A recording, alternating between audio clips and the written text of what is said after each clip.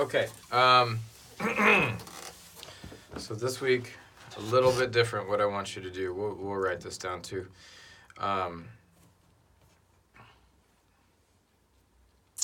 So on the what we've been doing so far,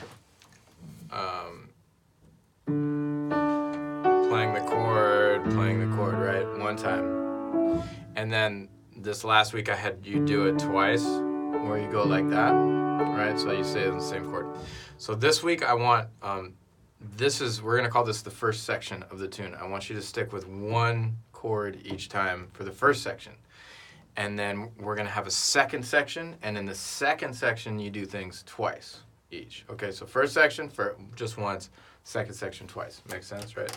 So it's gonna add a different feeling to the other section, and we're gonna do a different order of the same chords. So the first section we're going D major, A major, B minor, G major, right?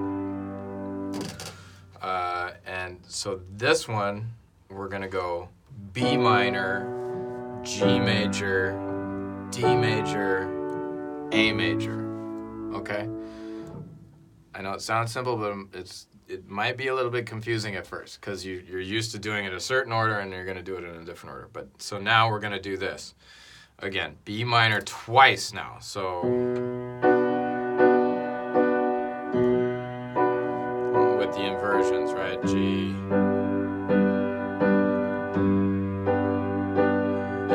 Major, and then A major, okay, and then over again, so B minor, down to G major, to D major, to A major, B minor, okay? B minor, G, D major, A. And it's really amazing to me, and I want you to just observe this, the difference in the feeling between the two chord progressions. It's the exact same chords, but when you mix them up, it creates a totally different effect, right? This one, to me, this is like a lot more emotional, right? Because it starts in B minor. The other one starts in a major chord, so it's a little bit more major. This one starts in minor, but it still has the same balance of major chords. It's all major chords except for B minor. But for some reason, if you start with the minor chord, woo, it changes the whole feeling, right? So it's a cool thing to experience.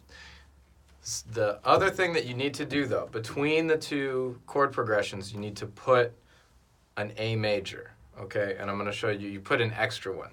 So I'll show you how to do that.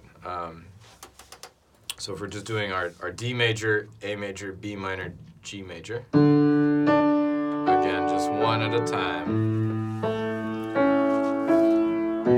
B minor to G major. Now, when we're switching to the next one, we're gonna, instead of going back to D major in the beginning, we're gonna go to A major.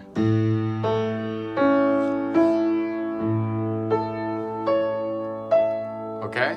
And then we pause. And then we go to our new progression,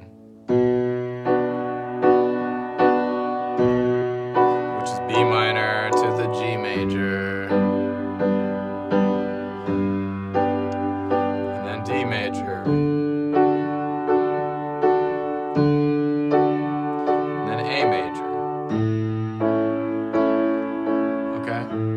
Start over at B minor. Let me do that one more time. I'm going to do it with just the block chords, just to move But it you along. want me to do both? Yeah, block chords and then arpeggios. So again, from the first chord progression, we're doing one chord each time. So we're going to go D major, A major, slowing down, B minor, G major, and then we have here's our transition. We're just going to go A major 2 times. And the 2 times sets up for the 2 times of the next section. So now we're in our second section. We're starting at B minor. And I'm doing the inversions to G major, to D major,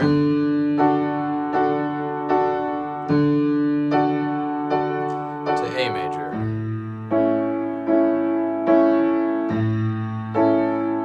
And then we start over at B minor. So now we can do our arpeggios.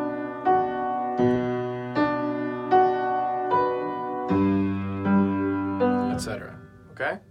So you have your first section, D, A, B, G. And then you have your transition, which is 2 A majors.